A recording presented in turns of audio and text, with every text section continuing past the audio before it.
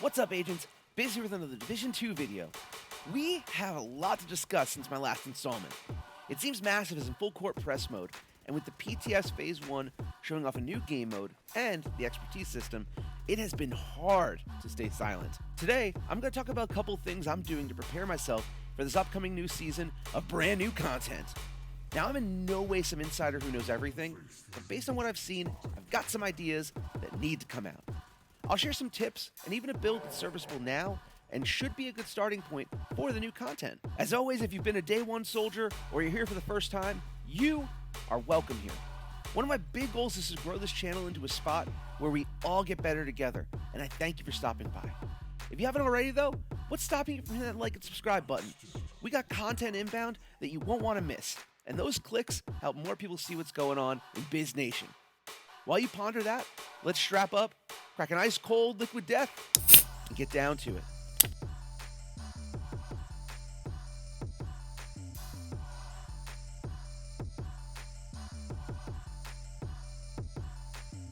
You've let yourself exposed. Okay, so it's kind of a funny story, but I had a work trip a few days ago, and as I was boarding the plane, I was thinking two things. Man, I hope Gary Oldman doesn't overtake this plane like in the 90s classic Air Force One. And I bet while I'm midair, we get news on the PTS and new content. Well, sure enough, one of those things happened. As soon as I touched down, I flipped my phone off airplane mode and was bombarded by tweets and alerts to videos about the new content. Thousands of miles away from my console, all I could do was look on and see what everyone was talking about. Seeing that I'm a little late to the Punch Bowl, I'm going to cliff notes this a bit. Seems we're getting some new 8-player game mode called Countdown, and there's mixed reception to it. But overall, it's going to be nice to have something new. We got new weapons that already have visual glitches, and a new expertise system that I'm going to cover more in depth in another video. And if that wasn't enough, we have changes coming to skills that will take shields out of the meta for the game. All caught up? Great. One other thing we're getting that I found interesting, as I'm a build guy, is the introduction of new brand and gear sets. I want to talk about one of those specifically in the new gear set, Heartbreaker. So Heartbreaker is going to come with the 2-piece weapon bonuses to ARs and LMGs. You're also going to get a nice bonus to weapon handling when you get to 3-piece bonuses.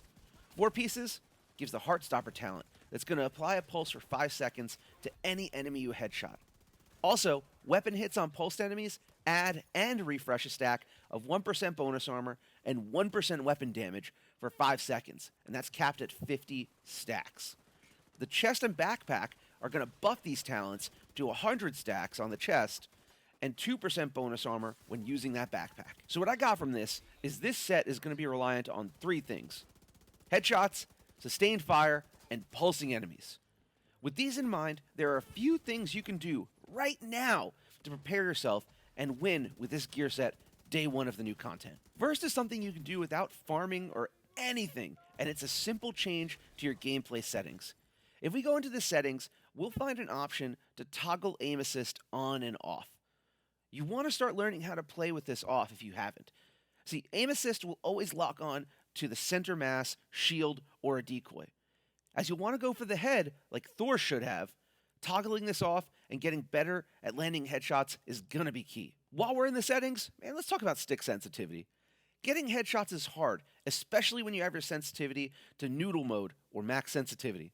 My buddy Swifty turned me on to keeping noodle mode when moving, but turning down sensitivity when aiming down sight.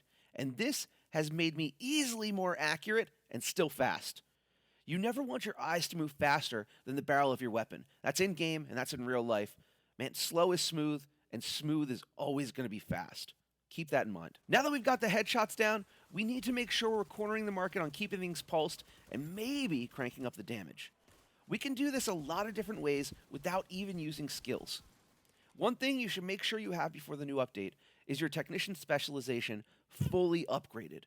When you do this, you'll get access to a link laser that will pulse enemies when you aim on them. As the Heartstopper talent only says pulsed enemies, this side barrel attachment is a no-brainer to be sure things are pulsed at all times and you're gaining those stacks.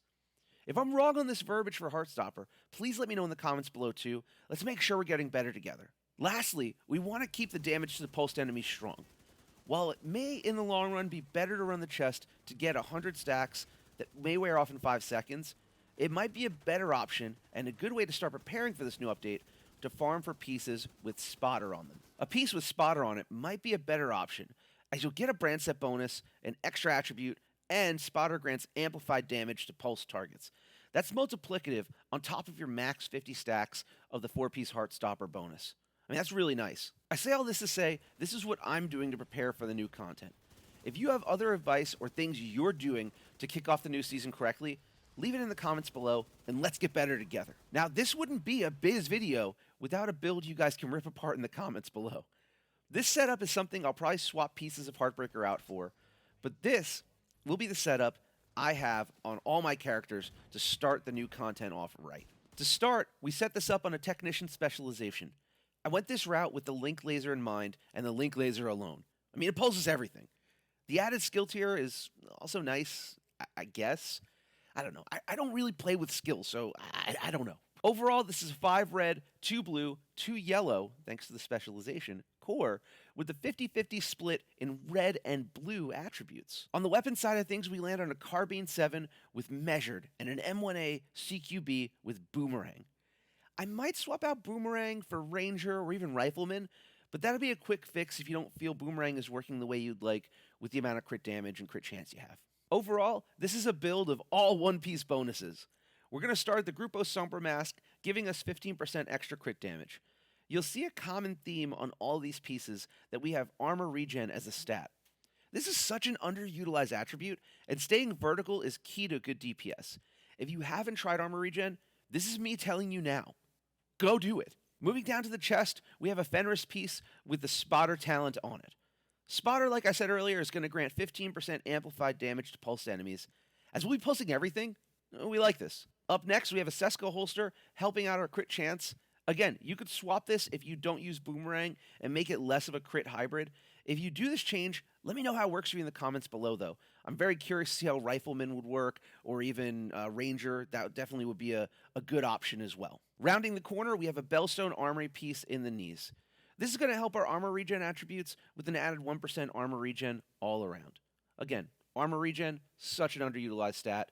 If you're not using it, go do it now. Up next, you know them, you love them. I mean, you probably want to be them. Contractor gloves. I see no reason that these and the Fox's Prayer with the bonuses to damaged armor, damaged out of cover, won't still be some of the best in slot gear you can use. But again, if I'm wrong, let me know below. I don't think I am, though. Finally, in the backpack, we landed the Memento. Man, I hate showcasing this because it's so good that, I mean, it'll make a pile of poop look good. That being said, we're stacking damage in the next season. So collecting tokens to stack even more damage, armor regen, and skill efficiency will make this Heartbreaker set even more gooder. I mean, that's a word, right? Gooder? Dropping down into skills, as we'll be spending a lot of time in PvE with this new game mode, I arrived at a Reviver Hive, 100% for sure. What's nice with the extra skill tiers, you'll have a few extra charges to help your teammates when they go down. We also throw a Striker drone in the mix to throw off anyone who still has their aim assist on. I mean, if you suck, you suck, but start learning to rely on your skill and not the game doing it for you. Overall, this build has great bones to use now and play with the new update. Do me a favor, let me know here or on my Twitter using my full legal name, Hey It's Business, what build you're bringing to the new update. I want to know. Maybe it might be shown in a video, who knows? But let me know. Either way, that's going to wrap things up here. Thanks for sticking around, and if you got this far, please help support the channel and drop a thumbs up and subscribe for more Division 2 and Heartlands content. I'll catch y'all next time, though. Biz out.